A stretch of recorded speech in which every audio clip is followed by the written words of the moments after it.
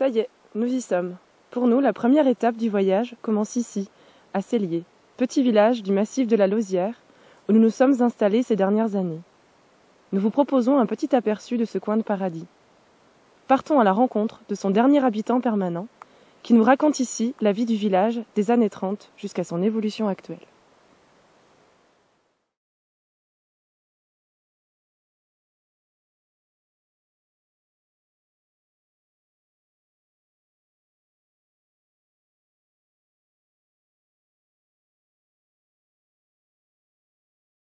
Non, mais notre enfance de gamin, on était bien, parce que l'hiver, c'était formidable, on allait à l'école.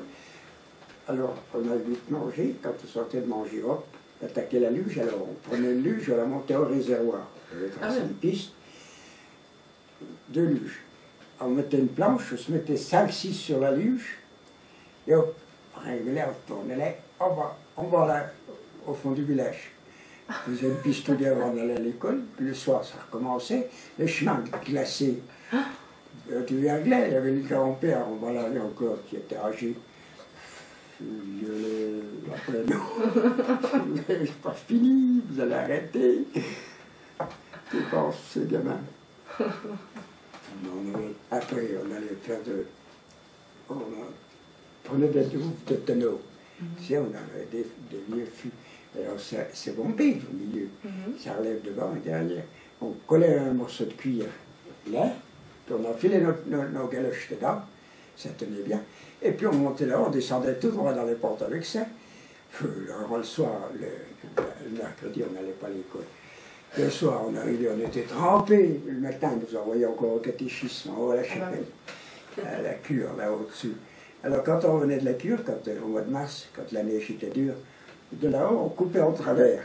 On partait, et puis on se lugeait sur les pieds jusqu'en bas. Vous savez, on était heureux. Hein? Il y avait toujours de quoi faire. Ouais. Toujours.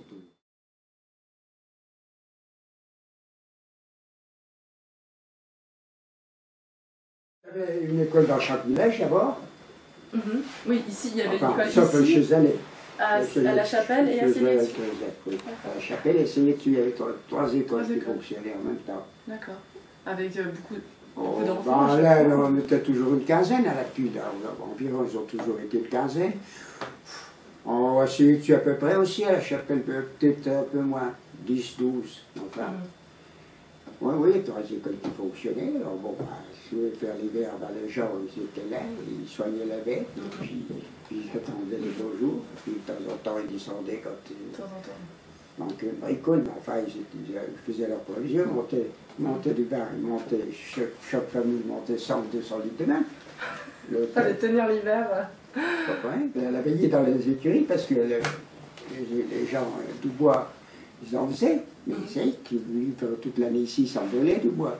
Alors le soir, on allait à la veillée dans l'écurie, on était chauffé par les bêtes.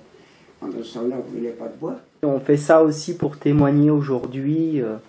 Voilà, Cellier, comment ce petit village... Ah oui, si personne ne fait rien, personne ne saura rien. En quantité de personnes, il faudrait que je les compte encore. J'en ai connu, hein, dans le villageois, depuis gamin. Alors, supposons, on va partir de là.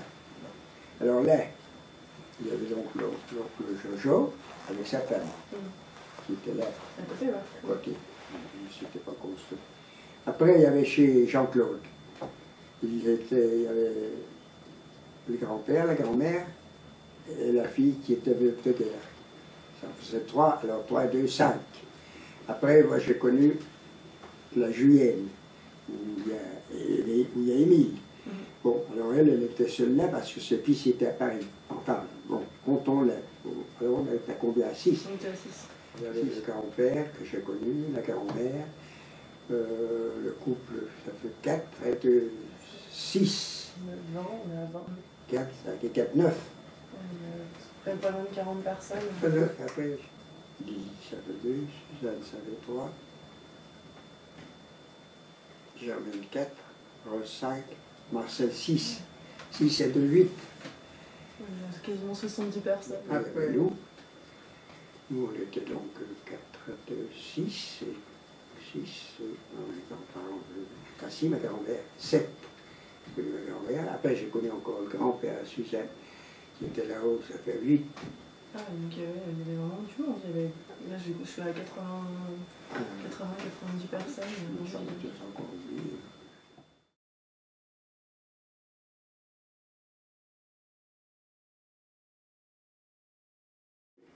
Et à partir de là, du coup, les gens ont dû plus descendre dans la vallée. Donc c'est aussi à partir de là que... Après la guerre, il y avait ces usines qui fonctionnaient à plat. Donc les gars, ils ont commencé à aller s'embaucher à l'usine. Ils ont acheté des maisons, loué des maisons en bas et ils sont partis en bas. C'est comme ça que ça a commencé, que les gens ont commencé à partir du village. Les gens sont toujours partis. D'accord. Puis le fait de ne plus avoir d'école, les enfants étaient scolarisés en bas, donc voilà. finalement les familles... Ils ont fermé l'école, forcément, il n'y avait pas de gamins. Ça a tout déclenché, le truc. D'accord. On était partis, hein, j'étais tout seul au village, moi, finalement, quand ils ont tous été partis. Il n'y avait plus de temps pour ça passait comme ça. Mais bon, ben, je me disais, c'est pas le tout que c'est, les gens sont partis. Alors il a dit, ben, c'est tout foutu, tout le village va tomber en ruine. Je me suis dit, les gens étaient partis, puis ça ne s'intéressait plus. J'étais en bas, ils trouvaient que c'était notre vie. Ah ben moi, j'ai dit, on est bon avec ça.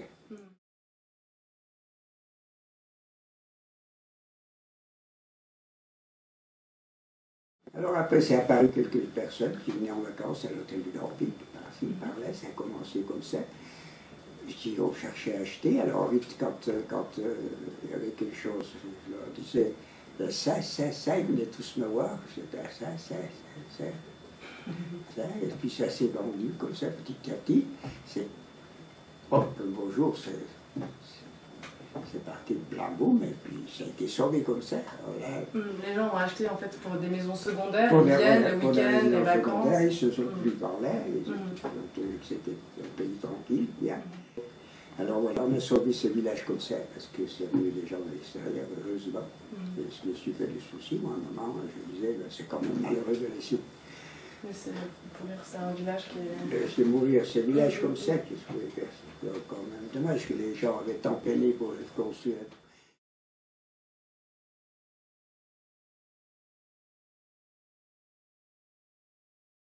Et c'est arrivé déjà que le village soit bloqué par la neige plusieurs jours ou plusieurs semaines? Oui, c'est arrivé en... Je ne sais rien, c'est pas si vieux que ça. 70, par là, dans les années 70. Oui, il y avait tellement neigé que ça avait coulé partout, on a été bloqué, il a fallu que l'hélicoptère vienne balancer du pain. Bon, ça a duré, je sais pas, ça a duré presque une semaine. Hein. D'accord. Mais enfin, maintenant, ça ne se reproduira pas, parce qu'il y avait pas... Les avalanches ne fonctionnaient pas. Il y avait des avalanches partout. Il n'y avait plus de bêtes dans les pâturages, puisque les gens étaient partis. Alors ça coulait sans arrêt. Sur la route, on déneigeait. Quand on avait fini de déneiger, il fallait recommencer depuis 15 heures. On essayait dessus. Alors les fois, c'était là où il restait des fois 15 jours. Alors donc, ça fonctionne tout ce bazar-là. On était embêtés, hein. Là, on se descendait, le couloir, là, ça allait en bas au ruisseau. Hein. Attention. Il y avait des mètres et des mètres de neige dans le village. Des mètres de neige. Hein. J'ai vu des anciennes photos où, même quand ils déchargeaient les toits, on ne pouvait pas trop décharger les toits parce qu'après il y avait trop de neige dans la rue. Oui, après ça bouchait les fenêtres, ainsi de suite, et les gens ne pouvaient pas plus rentrer chez eux. On voit. Moi, j'en ai mesuré 3 mètres sur le toit de la grange, la neige. J'en avais à peu près enlevé 1,50 m. Je dis, en prévision que s'il y a neigé.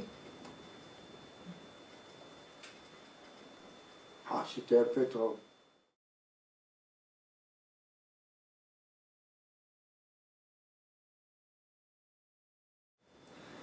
On pouvait faire du ski. Prenez la remontée. Je suis capable de faire du ski. Je suis sûre que si, moi. Quand on les voit passer, quand les dernières années, j'en faisais, quand on les voit passer comme des à côté de soi.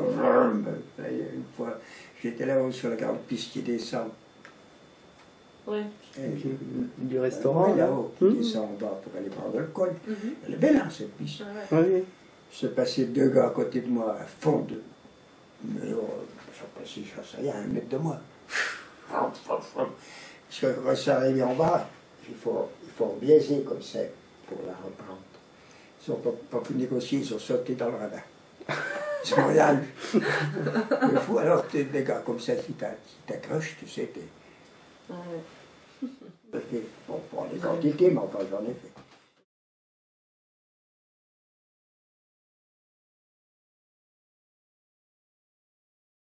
Ah oui, non, mais le massif de la Lausière, c'est quelque chose, hein. On n'a pas dire, mais... C'est le malheur qu'il y a, c'est que ce glacier va disparaître. Ça, c'est dommage.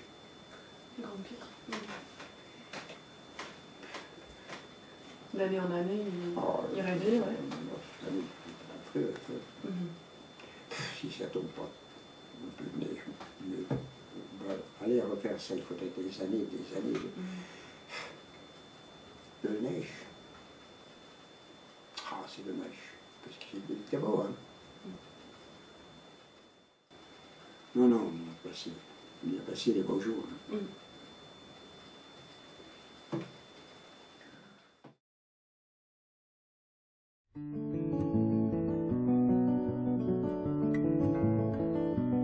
Oh, I've been knocking on that door in my sleep, fighting the fireplace glow. I've been knocking on that door in my sleep, fighting the fireplace glow to keep me